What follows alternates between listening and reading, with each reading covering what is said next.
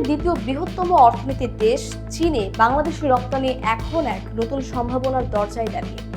দীর্ঘদিন ধরেই যেখানে রপ্তানি ছিল সীমিত ও ধীরগতির, সেখানে এবার প্রথমবারের মতো $1 বিলিয়ন মাইলফলক ছোঁয়ার দ্বার প্রান্তে পৌঁছে গেছে দেশ। বিদায়ী অর্থ বছরে 11 মাসে চীনে বাংলাদেশের রপ্তানি দাঁড়িয়েছে প্রায় $74 কোটি বেশি, যা আগের বছরের তুলনায় উল্লেখযোগ্যভাবে বেশি। এক দশক আগে যেখানে এই বাজারে রপ্তানি প্রায় স্থবির ছিল, সেখানে এখন ধারাবাহিক প্রবৃদ্ধি নতুন আশার জন্ম দিচ্ছে। তবে এই অগ্রগতির মাঝেও বাস্তবতা কঠিন। চীনের মতো বিশাল বাজারে বাংলাদেশের অবস্থান এখনো খুবই ছোট। আমদানি ও রপ্তানির মধ্যে ব্যবধান বিশাল, যেখানে একদিকে হাজার হাজার কোটি ডলারের পণ্য প্রবেশ করছে বাংলাদেশে, অন্যদিকে রপ্তানির অঙ্ক এখনো সীমিত পরিসরে ঘুরপাক খাচ্ছে। এই অবস্থায় প্রধানমন্ত্রীর আসন্ন চীন সফরকে ঘিরে নতুন প্রত্যাশা তৈরি হয়েছে। সংশ্লিষ্ট ব্যবসায়ী ও অর্থনীতিবিদদের অনেকেই মনে করছেন, এই সফর শুধু কূটনৈতিক নয়, বরং বাণিজ্যিক সম্পর্কেও একটি বড় মোড় ঘুরিয়ে দিতে পারে। তাদের আশা, সঠিক উদ্যোগ নেওয়া গেলে চীনে বাংলাদেশের রপ্তানি আগামী কয়েক বছরের মধ্যে $3 বিলিয়ন কাছাকাছি পৌঁছাতে পারে। অর্থনীতিবিদদের মতে সমস্যাটা সম্ভাবনা নয়, বরং প্রস্তুতি। বাংলাদেশ এখনো মূলত সীমিত কয়েকটি পণ্যের উপর নির্ভরশীল। তৈরি পোশাক, পাটজাত পণ্য, চামড়া বা কিছু প্রাথমিক শিল্প পণ্য।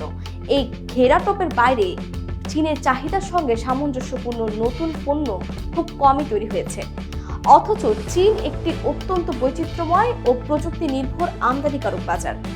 বিশেষজ্ঞরা বলছেন, চীনের বাজারে প্রবেশ করতে হলে শুধু উৎপাদন বাড়ানো যথেষ্ট নয়, বরং পণ্যের ধরন বদলাতে হবে, মান উন্নত করতে হবে এবং দীর্ঘমেয়াদী পরিকল্পনা নিতে হবে।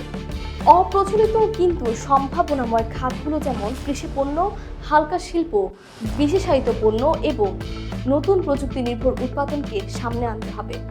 অন্যদিকে ব্যবসায়ী মহল মনে করছে, চীনের শতভাগ শুল্কমুক্ত সুবিধা থাকা সত্ত্বেও বাংলাদেশ এখনো সেই সুযোগ পুরোপুরি কাজে লাগাতে পারেনি। তাদের মতে সমস্যা কেবল বাজার নয়, বরং উৎপাদন ক্ষমতা, লজিস্টিক দুর্বলতা এবং আন্তর্জাতিক মান বজায় রাখার সীমাবদ্ধতাও বড় বাধা হয়ে আছে। চীনের সঙ্গে বাণিজ্য সম্পর্কের আরেকটি বড় বাস্তবতা হলো ভারসাম্যহীনতা। একদিকে বিপুল পরিমাণ আমদানি, অন্যদিকে তুলনামূলক নগণ্য রপ্তানি। এই ব্যবধান দীর্ঘদিন ধরে বাংলাদেশের অর্থনীতিতে চাপ তৈরি করছে। ফলে রপ্তানি বাড়ানো এখন শুধু সম্ভাবনার প্রশ্ন নয়, বরং কৌশলগত প্রয়োজনও হয়ে দাঁড়িয়েছে। এই প্রেক্ষাপটে আসন্ন উচ্চ পর্যায়ের সফরকে ঘিরে ব্যবসায়ী মহলের প্রত্যাশা তুঙ্গে। ধারণা করা হচ্ছে, সেখানে নতুন বিনিয়োগ, যৌথ উৎপাদন এবং বাজার সম্প্রসারণ নিয়ে গুরুত্বপূর্ণ আলোচনা হতে পারে। বিশেষ করে চীনা বিনিয়োগ আকর্ষণ করে বাংলাদেশ উৎপাদন বাড়িয়ে আবার চীনে রপ্তানির একটি নতুন মডেল তৈরি করার উপর জোর দেওয়া হচ্ছে।